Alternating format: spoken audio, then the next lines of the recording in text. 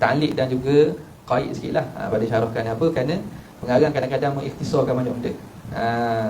Dia buat ringkas banyak benda sampai kadang-kadang maksudnya itu kalau kita tak faham betul akan jadi lari daripada murad sunnah tuang faridah.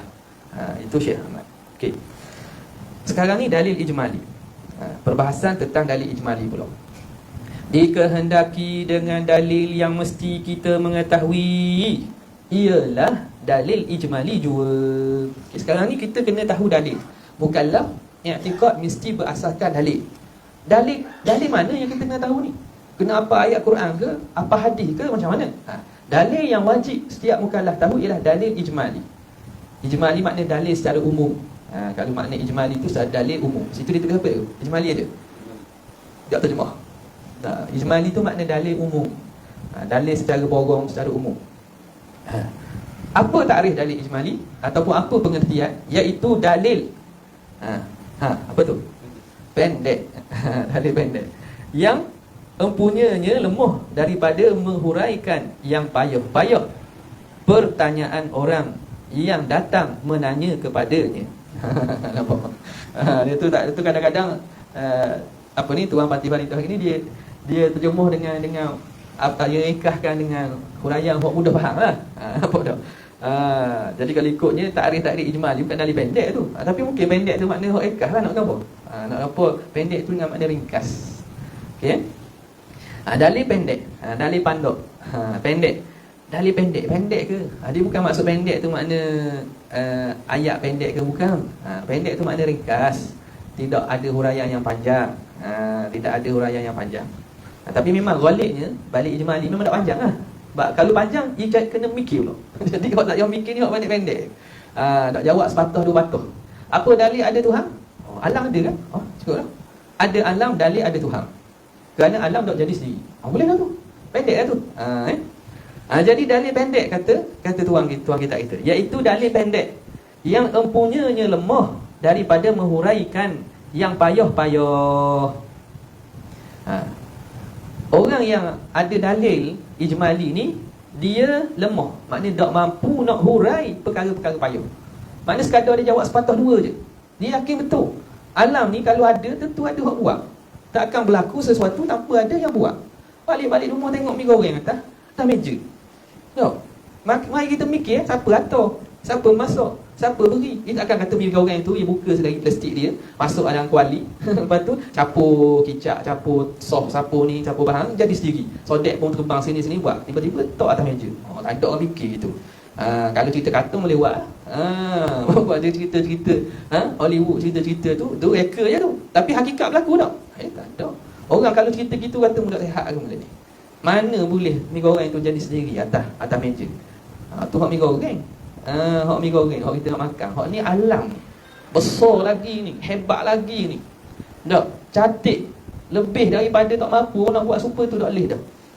Buat air terjun, replika air terjun. Sama tak dengan air terjun sendiri? Tak sama.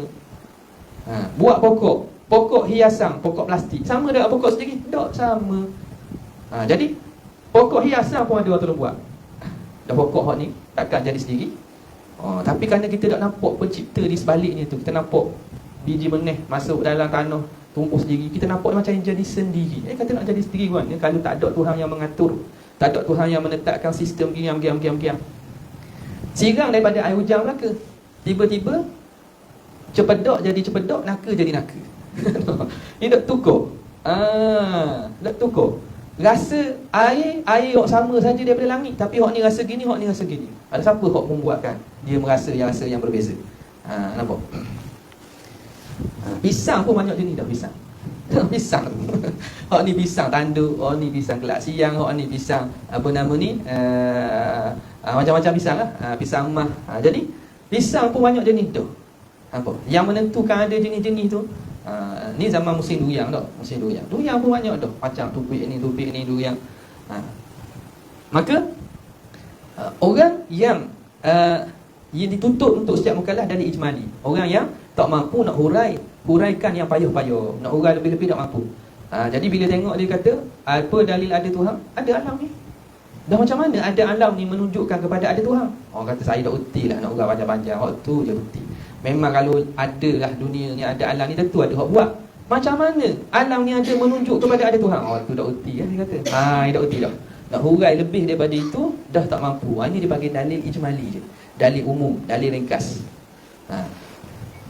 Lemah daripada menghuraikan yang payah-payah pertanyaan orang yang datang menanya kepadanya. Ni digabung tuang kitab Fatih Faridah kita gabung. Kalau dalam asal dia ada dua benda yang dikira sebagai tanda dalil ijmali, iaitu dalil yang tidak boleh hurai, yang tidak mampu hurai. Yang kedua ialah tidak mampu menolak syubhah yang datang.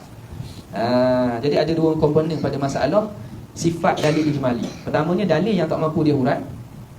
Yang keduanya, jika datang syubhah dia tak mampu rak dah. Kalau datang syubhah, dah alam ni apa masalahnya kalau dia jadi sendiri?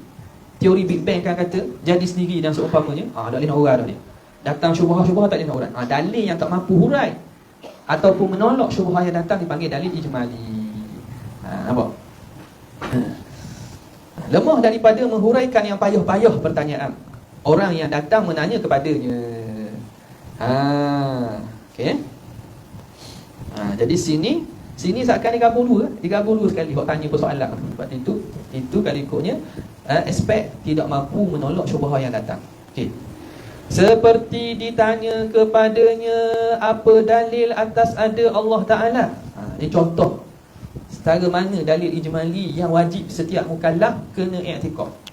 Contoh seperti orang tanya kepadanya, apa dalil atas ada Allah Taala? Apa dalil Tuhan ada? Maka jawabnya alam ini. Dia katalah alam ni dalil adanya Tuhan. Dan tidak kuasa jawab dengan panjang lagi. Tak boleh dah nak jawab panjang-panjang lagi, tak boleh dah. Bahawa alam ini baharu dan bukti dia baharu, bahawa alam ini berubah-ubah. Berubah-ubah itu tanda alam baharu. Maka setiap yang baharu ada yang membaharukannya, yang menjadikannya. Maka alam ini tentu ada yang menjadikannya, kerana mustahil dia jadi tersendiri. Panjang tu. Jadi tak boleh nak urah dah. Sekadar dia kata alam ni. Alam ni. Lepas tu huraiannya tak erti lah kita. Nampak tak? Kita belajar situ je. Lepas belajar tu guru mati.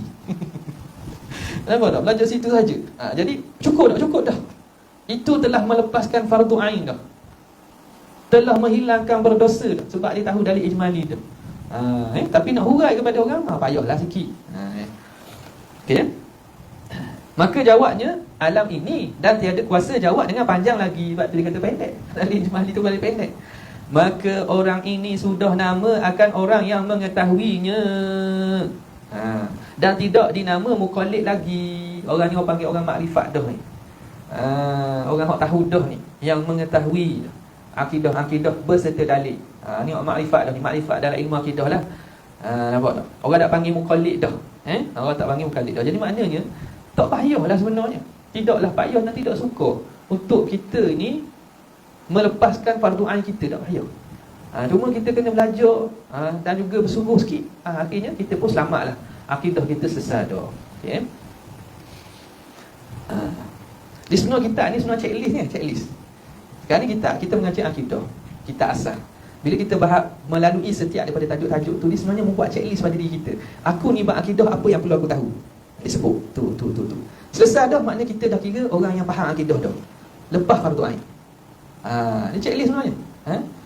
Macam kita kat sekolah ke apa ataupun pejabat kan, dia ada checklist kan, nak tanya orang ni siap ke kerja ni, ataupun dia ni dah cukup SOP dia. Dia tanya. Ni tengok checklist kan.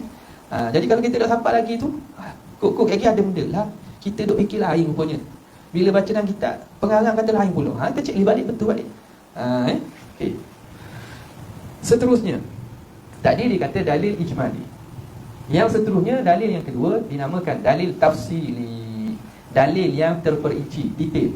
Dalil yang detail dia panggil dalil tafsili, iaitu dalil yang panjang. Panjang. Yang kuasa empunyanya, lawan bagi tadi pendek, lawan panjang lah. Panjang maknanya detail. Yang kuasa empunyanya menjawab sekalian soalan yang payah-payah. Orang yang ada dalil tafsili ni orang yang mampu menjawab sekalian soalan-soalan yang payah-payah.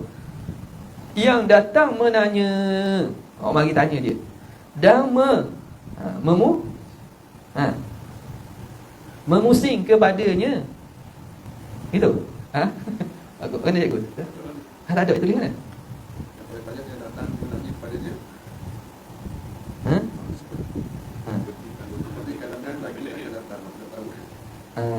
Seperti kandungan lagi akan datang. Orang dalam Jawi ni dia kata apa? Yang payah-payah yang datang menanya, dan memusing kepadanya. Tak ada situ tak? Jawi tak ada. Mana masuk pusing?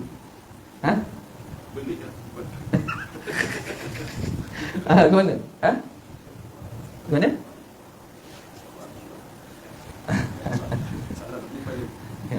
Yang payah-payah yang datang menanya dan memusing kepadanya.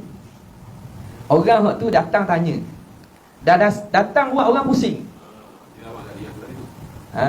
Buat datang syubhah. Yang payah, soalan yang payah yang datang menanya dan memusing kepadanya. Ni orang lagi buat keluar syubhah ke muskilan untuk pusing saing ni. Untuk jadi ragu-ragu. Untuk dia jadi musing, pening. Dia boleh jawab. Itu makna dalil tafsili. Nampak? Dalil yang panjang, yang kuasa empunyanya menjawab sekalian soalan yang payah-payah yang datang menanya. Payah-payah yang datang menanya, soalan yang dikemukakan oleh orang tanya kepadanya dan memusing kepadanya. Orang cuba pusing dia, datangkan syubhah dan keraguan, dia boleh tolong. Ini sifat dalil tafsili, dalil yang detail. Nampak tak? Dalil yang detail. Jadi maknanya kena adalah ni hukum mengetahui dalil tafsili ni, hukumnya fardu kifayah. Bukan setiap orang wajib tahulah. Sebab memanglah dia payah sikit dan dalil pun panjang. Apatah lagi kalau nak tolak syubhah kekeliruan, kepusingan, musing tu, belik tu. Orang mari soalan belik. Tak. Kalau orang tak ada maklumat ataupun tidak ada kemahiran, siapa kata dia belik? Orang mari nak tanya, nak belik, tanya soalan belik, siapa hak jawab tu jadi belik? Nampak tak? Jadi belik. Tu maknanya tu tahap dia tak boleh lagi lah tu. Cumanya dari tafsir ni banyak tahap lah. Banyak tahap. Ada yang tahap maknanya boleh hurai, ada yang tahap boleh hurai lebih dengan pelbagai metod, ada boleh merok syubhah. Jadi dia luas lah dari tafsir ni. Cuma tidak wajib kepada setiap orang. Kerana benda ni orang yang takhasus, orang yang ahli saja mampu. Kemampuan orang tak sama. Kemampuan orang tak sama. Nampak? Kadang-kadang mengaji kita tinggi-tinggi sikit, bukan semua orang boleh. Hatta mengajar Islam pun, belajar Arab pun, kalau kita tinggi-tinggi akidah, surrender awal. Tak boleh mari. Pening kepala, buat letih. Itu benda biasa. Dan mungkin kecenderungan dia tidak cenderung pada masalah pemikiran ni. Bab biasa-biasa, bab fiqh dia boleh ki. Tapi bab akidah, tak boleh dah kita. Malah dengar 2-3 rakaman tak bodoh. Sebab apa? Sebab kemampuan akal Tuhan beri ke dia tak cenderung pula tu. Jadi benda ini atas kemampuan masing-masing ada orang yang Allah Ta'ala pilih, dan mana dia ada kemampuan untuk belajar, maka menjadi fardu kifayah untuk dia mengaji tentang ilmu-ilmu ni, supaya dia dapat jawab persoalan yang datang. Kekeliruan yang dikeluarkan oleh musuh Islam tentang akidah, dia boleh jawab. Nampak? Seperti kandungan lagi akan datang. Seperti yang akan datang lagi lah. Jadi dalam kitab kita ini, dia bawa, kita kata, bukan sekadar dalil ijmali, bahkan dalil tafsili lah. Tapi tafsili yang boleh kita kata tahap yang mudah. Tahap yang mudah. Di tahap yang payah tu ada lagi. Cumanya untuk yang mudah, yang senang untuk orang untuk faham. Kemudian sifat kesempurnaan, kita wajib beriktikad